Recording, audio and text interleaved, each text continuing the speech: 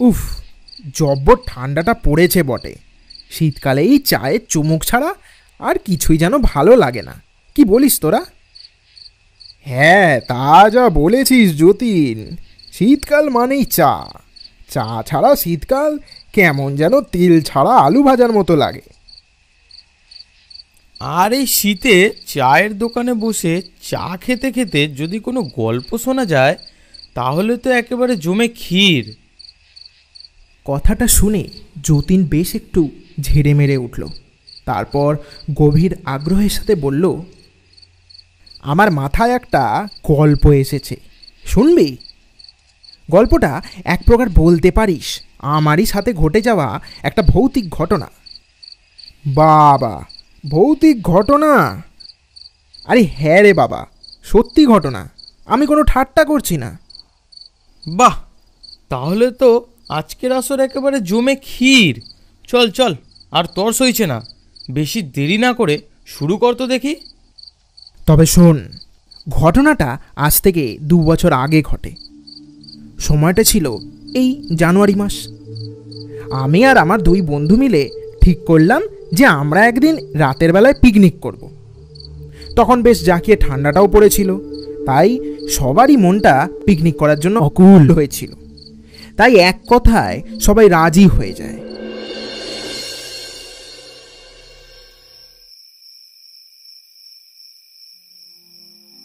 কি রে, যাবতীয় যা জিনিস সব তোরা ঠিকঠাক এনেছিস তো? পরে আবার বলবি যে ভুলে গেছি। দেখ দেখ, ভালো করে মনে কর কোনটা ভুলছিস। এখনো সময় আছে, সেরম হলে হারুকে দিয়ে আনিয়ে নেব। কি বলিস রে হারু? আরে হ্যাঁ হ্যাঁ, যা বলবি সেট করে এনে দেবো এক্ষুনি। এখন তোরা দেখে বল একটু। সবই মোটামুটি আনা হয়ে গেছে। যতীন, বরং তুই মাংসটা রান্না করা শুরু করে দে, আমি ভাতটা দেখছি। কোনো কিছুই তো বাদ যাচ্ছে না, কিন্তু একটা জিনিস হলে খুব ভালো হতো রে, মানে একেবারে এই পিকনিকটা জমে যেত। কি জিনিস বল, হারু এনে দিচ্ছে। না থাক, ছাড়, এমন কোনো জরুরি জিনিসও না। আরে বাবা বল না, তুই এত ন্যাকামি কেন করছিস বলতো? না রে, বুঝছিস না, বেকার রাতের বেলায় ঝামেলায় পড়তে হবে। আরে বল না ভাই। কলা পাতা। আগে হ্যাঁ, ঠিকই শুনেছিস, আমি বলছিলাম আর কি, ওই কলা পাতায় করে যদি গরম গরম ভাত আর কষা মাংস খাওয়া যেত তাহলে ব্যাপারটা জমে যেত আর কি। কিন্তু এত রাতে আর কোথা থেকেই বা কলা পাতা আনবি? তাই বলছিলাম না আর কি, তুই যা হুজুকে, এক্ষুনি কলা পাতা আনতে গিয়ে না তুই আবার মাঠটার খেয়ে বসিস, তাহলে আর পিকনিক ভুলে গিয়ে সোজা হাসপাতালে ছুটতে হবে। ছাড়, বাদ দে, কাগজের প্লেটে করে না হয় এইবারে খাওয়া যাক, পরের বারটা দেখা যাবে না হয়। আরে থাম থাম, আমি থাকতে এটা কখনোই হতে দেব না। আজ খেলে কলা পাতাতেই খাবো, না হলে খাবো না, আমি এই বলে দিলাম। হ্যাঁ, এই শুরু হলো তোর জেদ। কি বলবো অভি, তুই আগে থেকে বলতে পারিস না? এবার হারু তো না এনে ছাড়বেই না। তুই তো হারুর জেদ জানিস, হুজুকে ছেলে একটা। আরে বাবা, কেন এত চাপ নিচ্ছিস? আচ্ছা আচ্ছা, তুই বল দেখি, এই এত রাতে তুই কোথার থেকে আনবি কলা পাতা? তোর কি বাপের কলা বাগান আছে? হ্যাঁ আছে, কলা বাগান আছে বই কি, তবে সেটা আমার বাপের না। মানে? মানে আমাদের গ্রামের ওই দক্ষিণ দিকে ভূষণ্ডির মাঠটা ঠিক পেরিয়ে একটা বড় কলা বাগান আছে। শুনেছি ওখানে নাকি কেউ যায় না, তাই মার খাওয়ারও কোনো ভয় নেই। যাব, ঝপ করে কটা কচি কলা পাতায় কোপ মেরে একেবারে নিয়ে আসবো, বুঝলি? তোরা চিন্তা করিস না। সবই বুঝলাম, তবে তুই যে বললি ওই জায়গায় কেউ যায় না। মানুষ যেই জায়গায় যায় না সেই জায়গায় বিশেষ কোনো ব্যাপার থাকে, তাই মানুষ হয়তো যেতে ভয় পায়। কারণটা চোর ডাকাত অথবা কুকর্ম করা লোকেদের ভয়, বা ভূতপ্রেত দেখা যায় সেটার ভয়ও হতে পারে। যতীন তুই থাম বাপ, কি যে বলিস! আজ অব্দি এই হারুকে কেউ কিছু করতে পারিনি রে। ওখানে যদি কোনো ডাকাত বা কুকৃতি করার লোক থাকে তাহলে ওদেরকে ওই কলা পাতার সঙ্গেই একেবারে নিয়ে আসবো। তারপর ওদের সাথে যা করার তোরাই করিস। আমি একাই 100 জনের সাথে পাল্লা দিতে পারি। দেখ, বেশি ফাজলামো মারিস না। বাক বাক করতে করতে যখন সত্যি করে পালে বাঘ পড়বে না, তখন বুঝবি। ছাড়, যেতে হবে না, বাদ দে। না ভাই, আমি যখন বলেছি তখন আমি যাবই। আচ্ছা ঠিক আছে, আমার সাথে তুইও বরং চল, তাহলে তো কোনো সমস্যা থাকবে না। আচ্ছা আচ্ছা, বেশ বেশ। অভি, বুঝলি, ভাতটা বরং আমি এসেই বসাবো। আগে যাই, হারুর সাথে গিয়ে কলা পাতাটা নিয়ে আসি।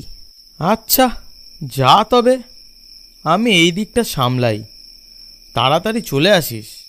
আরে হ্যাঁ রে, তাড়াতাড়ি আসবো, তুই চিন্তা করিস না। এই বলে আমরা দুজন ভূষণ্ডির মাঠের পাশের কলা বাগানের উদ্দেশ্যে রওনা দিলাম।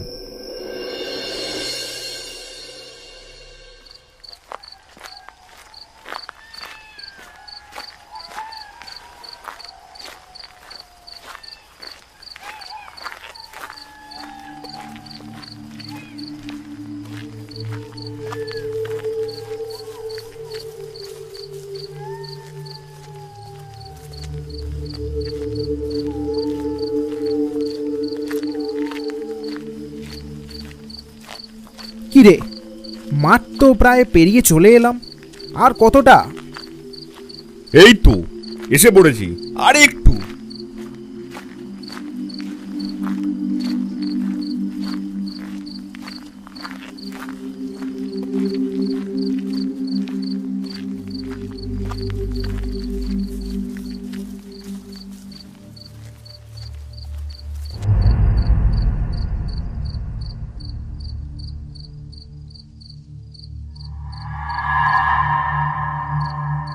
যতীন, তুই বরং আমাকে আলোটা দেখা, আমি তাড়াতাড়ি কটা পাতা কেটে নিই।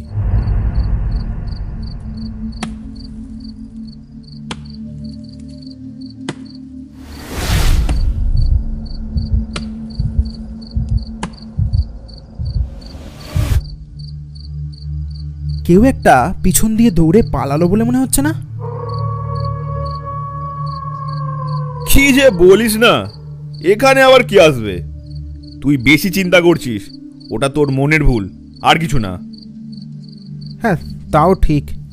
এখানে যা মনে হচ্ছে আমরা দুজন ছাড়া আর কেউই নেই। কি নির্জন জায়গা, কোনো শিয়াল বা কুকুর হবে হয়তো।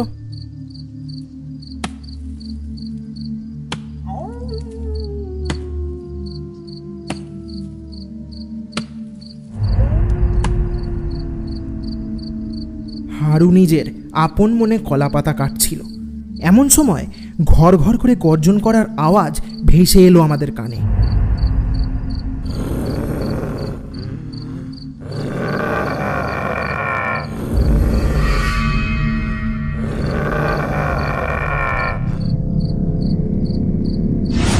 আওয়াজটা কেমন যেন এক অজানা জন্তুর ডাক।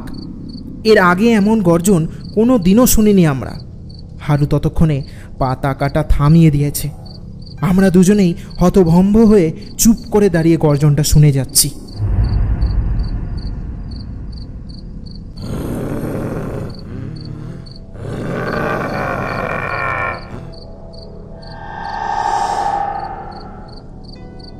যতীন, আওয়াজটা ঠিক কলা বাগানের ভিতর দিয়ে আসছে বলে মনে হচ্ছে না? আগেই বলেছিলাম এত রাতে এরম জায়গায় আসিস না। তুই শুনলি না আমার কথা, এখন বোঝ। আরে দাঁড়া দাঁড়া, আমার মনে হচ্ছে কেউ ইচ্ছা করে জেনে বুঝে আমাদেরকে এই বাগান থেকে তাড়ানোর জন্যে এরকম ভয় দেখাচ্ছে।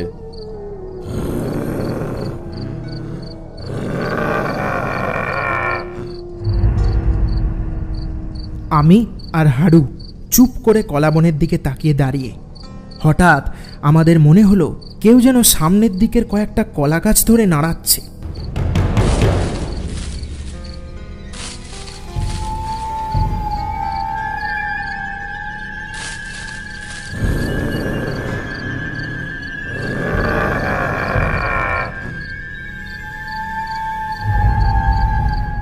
হারু তো হাতে ছুরি নিয়ে একদম তৈরি। বন থেকে যে বাইরে বেরোবে তাকে একেবারে কোপ মেরে সায়স্তা করে দেবে। আমার কিছুটা ভয় হলো। আমিও এইটা ভেবে তৈরি হয়ে রইলাম যে কিছু হবার আগেই কিভাবে হারুকে নিয়ে পালাবো এই কলাবন থেকে।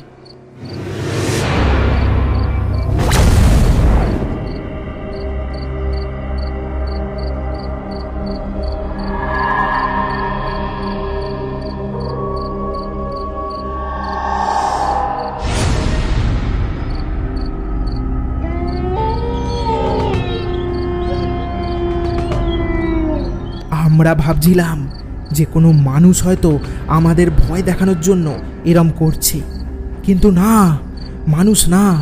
যা দেখলাম তাতে আমাদের গায়ের রক্ত যেন জমে বরফ হয়ে গেল। কি করব কিচ্ছু বুঝতে পারলাম না। কলাবন থেকে বেরিয়ে এলো এক ভয়ঙ্কর প্রেত। সে কি ভয়াবহ রূপ তার! চোখগুলো লাল টকটকে, ঠিক আগুনের গোলার মতো। সারা শরীরটার তার জরাজীর্ণ অবস্থা। মুখে একটা বিষাক্ত হাসি, গালের এপাশ থেকে ওপাশ ছড়ানো। আস্তে আস্তে সেই প্রেতটা ভয়ঙ্কর রূপ নিয়ে এগিয়ে আসতে থাকলো আমাদের দুজনের দিকে।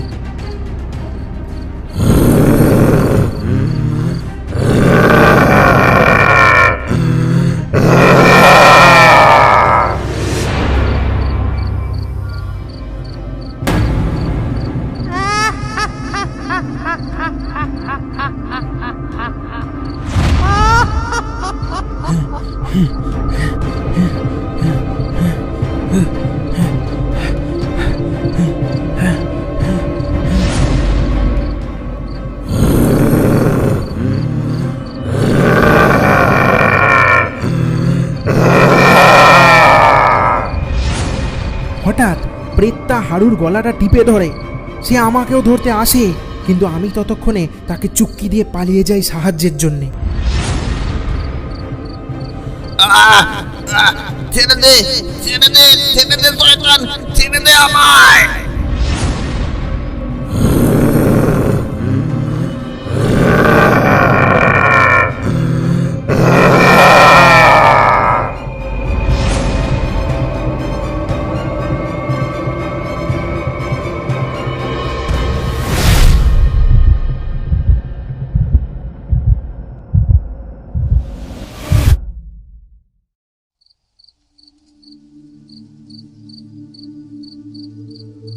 কিছুক্ষণ পর আমি দু একটা গ্রামের লোকজন আর একজন সাধককে সঙ্গে করে নিয়ে আসি।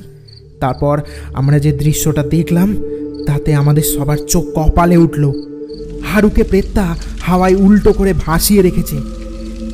সেই প্রেত এখন অদৃশ্য, হারুর জ্ঞান নেই। এটা দেখে সেই সাধক কিছু মন্ত্র পড়তে শুরু করে। ওম ব্রিং ব্রিং চামুণ্ডায় নমঃ, ওম ব্রিং চামুণ্ডায় নমঃ, আদৈ মন্ত্রিং চামুণ্ডায় নমঃ।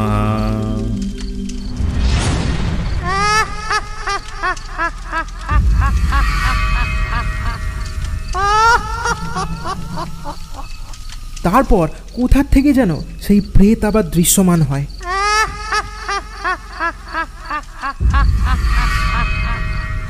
ওম ব্রিং ব্রিং চামুণ্ডায় নমঃ, ওম ব্রিং চামুণ্ডায় নমঃ, আদৈ মন্ত্রিং চামুণ্ডায় নমঃ। কি চাই তোর? তুই ওকে ছেড়ে দে।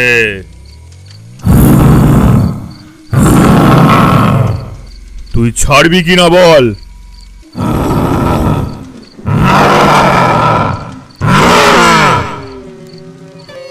ঠিক আছে, তুই ছাড়বি না তো? তবে তবে এই নে।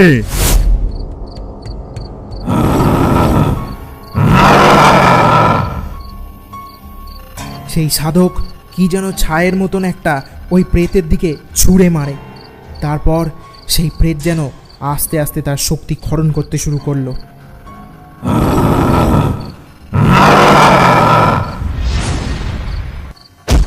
ঝপ করে হাওয়ায় ভেসে থাকা হারু মাটিতে পড়ে গেল। তারপর সাধক আবারও এক মুঠো ছাইযুক্ত কিছু একটা ছুঁড়ে মারল প্রেতটার গায়ে।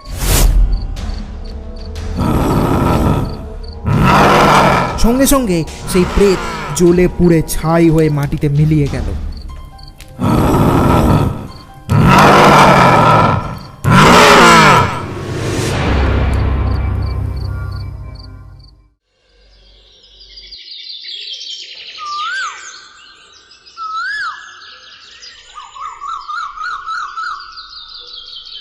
আজকাল বেশিরভাগ লোকই প্রায় আমার থেকে মাছ কিনছে। এর পিছনের আসল রহস্য হলো আমার মাছের স্বাদ। আমি আগে যেখান থেকে মাছ ধরতাম সেখানে মাছ খুবই কম উঠত, আর ওই মাছ খেতে অতটাও ভালো হতো না। কিন্তু যখন থেকে আমি ওই কালো জলা দিঘি থেকে মাছ ধরা শুরু করেছি, তখন থেকে আমার ব্যবসা প্রায় আকাশ ছুঁয়েছে। কারণ ওই কালো জলা দিঘিতে আমি ছাড়া আর কেউই মাছ ধরতে যায় না। শুনেছি নাকি লোকে ওখানে যেতে ভয় পায়। এর কারণ ঠিক জানি না, তবে আমার মনে ভয় নেই, তাই আমি রোজ ওখানে গিয়ে মাছ ধরি। আর তাই ওখানকার ভালো ভালো মাছও আমার জালে ধরা পড়ে। বলতে গেলে আমি একাই একমাত্র জেলে মাঝি যে ওই কালো জলা দিঘি থেকে মাছ ধরে এনে বাজারে বেচে। আর তাই আজকাল গোটা বাজারে আমার মাছ বিখ্যাত আর সুস্বাদু হয়ে উঠেছে। বুঝলি নরেন, আজকেও বেশ ভালোই ব্যবসা করলাম। আজকে গিন্নিকে গিয়ে বলবো জমিয়ে রান্না করতে। সে তো দেখতে পাচ্ছি, কিন্তু তোর মাছে এমন কি আছে বলতো যা আমাদের মাছে নেই? এটাই তো আমার আসল রহস্য রে। বল না গিরিশ, বল না কি রহস্য, আমিও একটু দেখি তোর মতন যদি বেশি পয়সা রোজগার করতে পারি। বলতে পারি, তবে এ কথা শুধু তোর আর আমার মাঝেই থাকবে। একদম একদম, আমি কাউকে ফাঁস করব না, তুই বল এবার। আসলে আজকাল সবাই যেখান থেকে মাছ ধরে সেখান থেকে আমি আর ধরি না। আমার কাছে এমন একটা জায়গার সন্ধান আছে যেখানে লোক তো দূরের কথা, কোনো জীবজন্তুও যায় না। মাছ ধরার জন্যে একেবারে ফাঁকা আর খাসা জায়গা। কি বলিস রে? তা আমাকেও বল, আমিও তোর মতন দু পয়সা যদি রোজগার করতে পারি। ঠিক আছে, তবে জায়গাটার ব্যাপারে তুই কিন্তু কাউকে বলবি না, না হলে দেখবি দুদিন পরে আবার বাকি জায়গার মতো ওখানেও জেলেদের ভিড় হয়ে গেছে, তখন আর আমাদের মাছ বিশেষ হয়ে থাকবে না। আরে না রে বাবা, না না, তুই একদম চিন্তা করিস না, আমি কাউকে কিছু বলবো না। ঠিক আছে, তবে আজকে রাতে তুই তোর জাল আর বাকি সব জিনিসপত্র নিয়ে আমার বাড়ি চলে আসিস। ওখান থেকে আমরা দুজন একসাথে মাছ ধরতে বেরোবো, বুঝলি? বেশ বেশ, ঠিক আছে। আজকের মতো আমার মাছ বেচা শেষ, তাই আমি দোকানপালা বন্ধ করে বাড়ি চলে যাচ্ছি। বুঝলে গিন্নি, আজও বেশ ভালো ব্যবসা হয়েছে। যেতে না যেতে সব মাছ একেবারে শেষ। বাহ বাহ, এ তো খুব ভালো খবর গো। তা আজ রাতে বেশ জমিয়ে রান্না করব। অনেক দিন ভালো মন্দ কিছুই খাইনি। আরে গিন্নি, তুমি যে আমার মুখের কথাটা কেড়ে নিলে গো। আমিও তো এটা বলবো ভাবছিলাম। আজকে রাতে বেশ জমিয়ে কষা মাংস রান্না করবে, বুঝলে? এই গরম গরম ভাতের সাথে একেবারে জমে যাবে গো। এই এই এই যে এই যে আমি সঙ্গে করে এই সুবীরের কাছ থেকে মুরগি একেবারে কাটিয়ে এনেছি। তুমি এখন এটা নিয়ে বেশ করে মশলা টশলা মাখিয়ে রেখে দাও, যাও। আচ্ছা বেশ, যাও তুমি এখন হাত মুখ ধুয়ে নাও, আমি তোমার খাবার বাড়ছি। যথারীতি আমি হাত পা ধুয়ে পেট ভরে খেয়ে নিয়ে একটা নিশ্চিন্তের ঘুম ঘুমালাম। বিকেলবেলায় ঘুম থেকে উঠে নদীর পাশটা একটু দেখতে গেলাম। আজ রাতে এই দিকটায় মাছ ধরবো। আজও বেশ বড় বড় মাছ উঠবে মনে হচ্ছে। কালকেও বেশ জমিয়ে ব্যবসা হবে। উফ,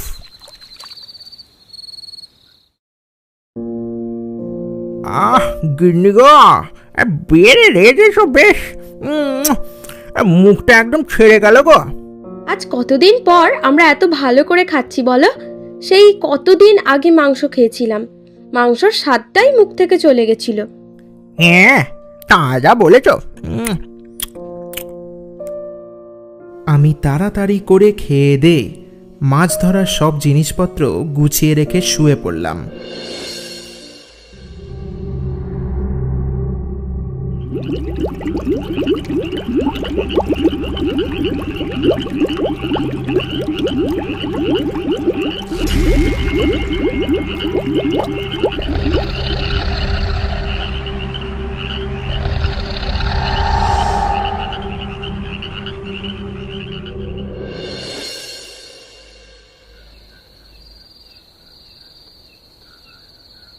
নরেন, তুই ওই প্রান্তে যা, আমি এদিকটা দেখছি। ঠিক আছে, আজ বেশ অনেক বেশি বেশি মাছ ধরবো। তবে আমি তোকে যখন হাঁক দিয়ে ডাকবো ঠিক তখনই চলে আসিস কিন্তু, বুঝলি? এখন যা। এরপর আমি আর নরেন দুজনে মিলে নৌকা নিয়ে নদীতে মাছ ধরতে চলে গেলাম।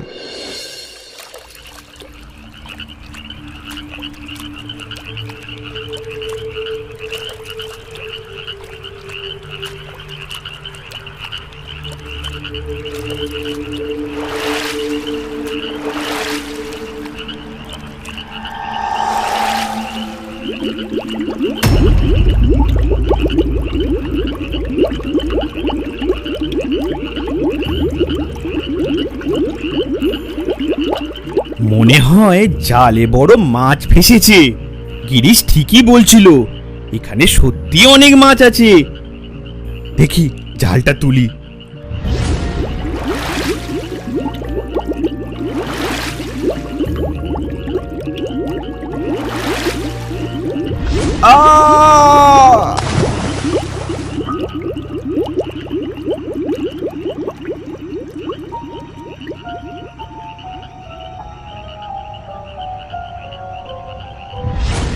এটা নরেনের আওয়াজ না?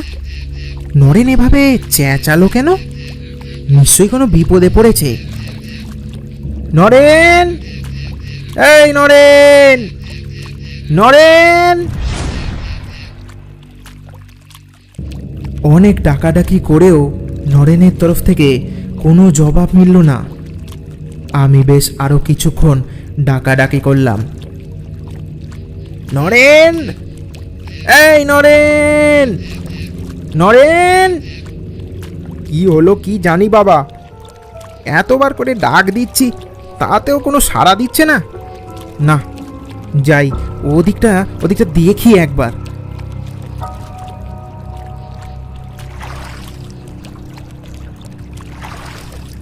আমি নৌকা নিয়ে ভেসে চললাম নদীর ওই প্রান্তে, যেখানে নরেনের থাকার কথা।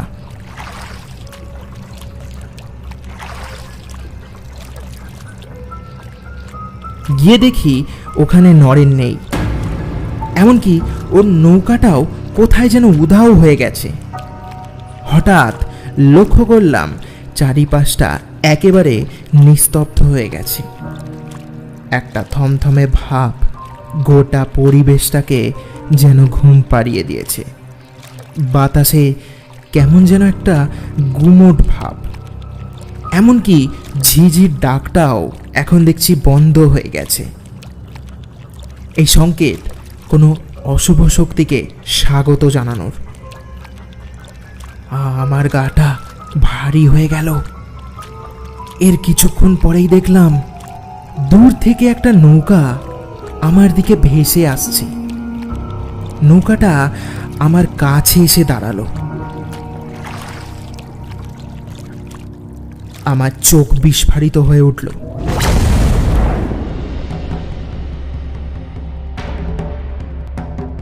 হাত পা ঠান্ডা হয়ে যেতে শুরু করলো। চোখের সামনে যা দেখছি, এটা কি আদৌ সত্যি? নৌকাটার মধ্যে পড়ে আছে একটা লাশ। কেউ যেন খুব রাগের সাথে নৃশংসভাবে হত্যা করেছে লোকটাকে। লাশটার মাথা নেই, তাই চেনাও দায় এটা কার লাশ। কিন্তু এখানে আমি আর নরেন ছাড়া আর তো কেউ আসেনি। তাহলে তাহলে এটা নরেনের লাশ। এ এ কি এ কি হলো রে নরেন? কি হয়ে গেল এটা? কে মারলো রে তোকে? কে মারলো? এটা এটা নিশ্চয়ই কোনো শয়তানের কাজ। হ্যাঁ, কোনো শয়তানের কাজ। কোনো মানুষ কাউকে এরম নৃশংসভাবে খুন করে না। এটা কোনো অমানুষেরই কাজ। না না, আমাকে দেখছি এক্ষুনি এখান থেকে পালাতে হবে, নাহলে আমার আজ রক্ষে নেই। হ্যাঁ হ্যাঁ হ্যাঁ, আমাকে আমাকে আমাকে এখান থেকে পালাতে হবে, আমাকে এখান থেকে পালাতে হবে। হঠাৎ আমার সামনের কিছুটা অংশের জলের মধ্যে কিছু যেন নড়াচড়া করতে শুরু করলো। না, এটা কোনো মাছ না, কেমন যেন একটা অস্বাভাবিক জলের তরঙ্গ খেলে যাচ্ছে।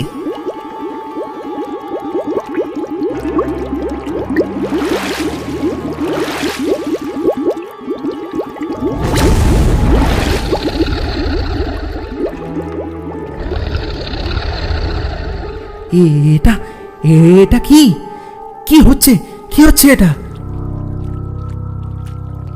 জলের মধ্যে থেকে বেরিয়ে এলো একটা আজব দেখতে প্রাণী।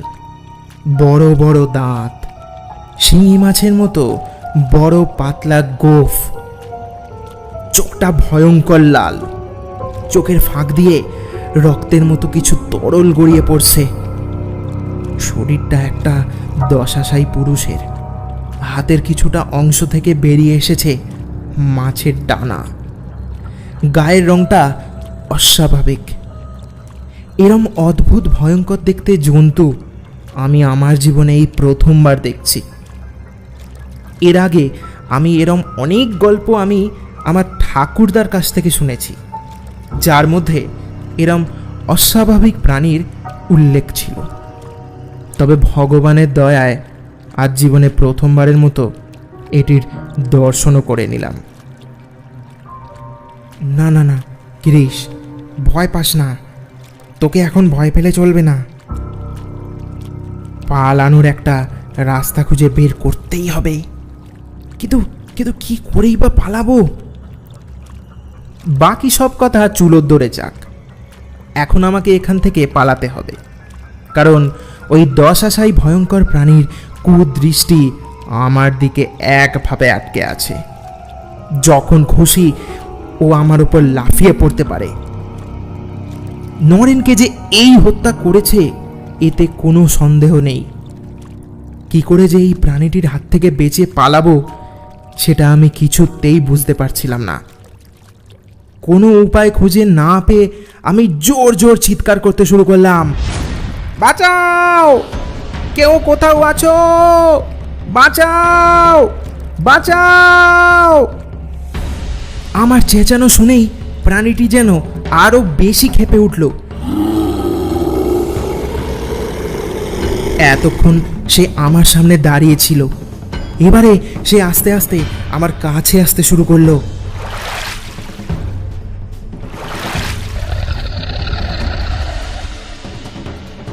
আমি ভেবেই নিলাম যে আর হয়তো আমি বাঁচব না।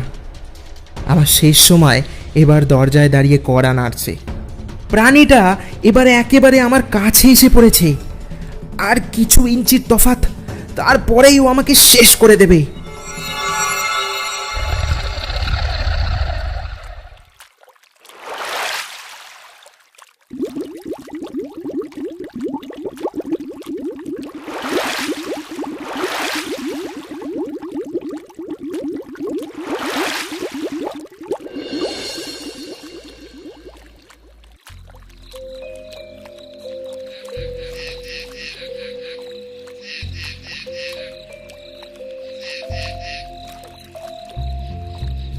আমি বেশ বুঝতে পারছি যে আমি এখনো বেঁচে আছি।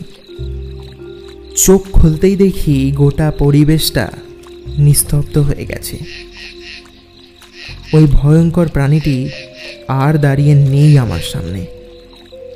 সব আবার যেন আগের মতো হয়ে গেছে। ঝকঝকে চাঁদের আলোয় গোটা নদী ঝলমল করছে। চাঁদের দিকে তাকিয়ে লক্ষ্য করলাম পূর্ণিমার আগমন। আজ পূর্ণিমা, গোটা চাঁদ উঠেছে আকাশের কোলে। এতক্ষণে এই দমবন্ধ করা পরিবেশটা পরিণত হয়েছে একটা মনোরম পরিবেশে। ভগবান, এই যাত্রায় তুমি আমায় বাঁচিয়ে দিলে, না হলে যে আর আমার রক্ষে ছিল না। লোভে পাপ আর পাপে মৃত্যু, এটা তুমি আজ প্রমাণ করে দিলে।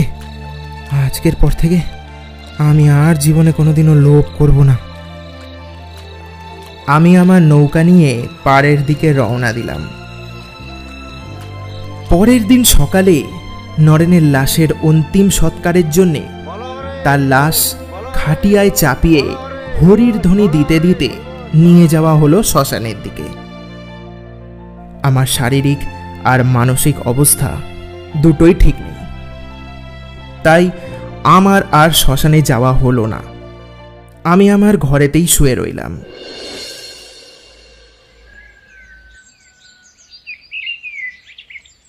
কিছুক্ষণ পর এক বৃদ্ধ লোক আমার কাছে এলো। তারপর বলল, বাবা, আমার নাম দুর্যোধন, আমি এ গায়ে থাকি।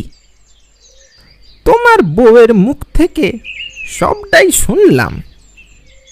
তুমি ওই কালো জলা দিঘিতে হয়তো না জেনেই গেছিলে, কিন্তু এ গায়ের প্রায় বেশিরভাগ লোকই ওই কালো জলা দিঘিতে যেতে ভয় পায়। তার কারণ ওই ভয়ঙ্কর জলপিশাচ। জানি হয়তো আমার কথাটা শুনে তোমার বিশ্বাস নাও হতে পারে, কিন্তু তাও বলছি, আজ থেকে প্রায় বহু বছর আগে এক রাখাল ছেলে খেলতে খেলতে ওই কালো জলা দিঘির কাছে চলে যায়। ওখানে এক তান্ত্রিক নদীর পাড়ে বসে ধ্যানে মগ্ন ছিল। ওই রাখাল বালকটির উপস্থিতিতে তার ধ্যান ভঙ্গ হয়ে যায়। সে তখন ক্রোধে ফেটে পড়ে ওই ছোট্ট বালকটিকে অভিশাপ দিয়ে এক ভয়ঙ্কর জলপিশাচের রূপ দিয়ে দেয়। তারপর থেকে সে ওভাবেই চিরকালের জন্যে ওই নদীতে একটা জলপিশাচের রূপে থেকে যায়। ঘন অন্ধকার রাতে তার শক্তি দ্বিগুণ হয়ে যায়, আর সে তখন তার শিকারের খোঁজে বেরিয়ে পড়ে। তবে চাঁদের আলোয় সে একেবারে দুর্বল হয়ে যায়। তার তখন কোনো কিছু করারই ক্ষমতাটা থাকে না। একমাত্র আকাশে যখন চাঁদ ওঠে তখন ও কাউকে ক্ষতি করে না। কথাটা শুনে আমি তো পুরো অবাক। এমন কথা শুনে আমার কি বলা উচিত আমি জানি না, তবে শুনে বড়ই আশ্চর্য লাগছিল। বাস্তবের সাথে এই ঘটনা আমি মেলাতেই পারছিলাম না। সে আবারও বলে উঠল, তোমারই মতো অনেকেই এর আগে মাছ ধরার লোভ নিয়ে ওই কালো জলা দিঘিতে গিয়ে নিজের প্রাণ হারিয়েছে। তবে ভগবান তোমার ওপর সহায় ছিল যে তোমার গায়ে একটাও আঁচড় অবধি লাগেনি। কাল পূর্ণিমা ছিল, চাঁদের আগমন আকাশে হতে না হতেই ওই পিশাচ তার শক্তি হারায়, আর তাই ও তোমার কোনো ক্ষতি না করেই পালিয়ে যায়। সব শুনে আমি বললাম, তা ওই তান্ত্রিক কি এখনো বেঁচে আছে? তা জানি না বাবা, সে বেঁচে আছে কি না সেটা জেনে কারই বা কি লাভ হবে বলো? তুমি আমার নিজের ছেলের মতো, তাই এত কথা তোমাকে বললাম। এবার এবার আমি চলি বাবা, বুঝলে? ভুলেও আর কোনোদিনও ওই কালো জলা দিঘিতে যাবে না। এই বলে ওই বৃদ্ধ লোকটি ঘর থেকে বেরিয়ে চলে গেল। তবে যেতে যেতে এক অজানা ইতিহাস শুনিয়ে দিয়ে গেল, আর তার সাথে আমি আমার জীবনের সব থেকে বড় শিক্ষাটা পেলাম। জীবনের লোভ মানুষকে মৃত্যুর দিকে ঠেলে দেয়।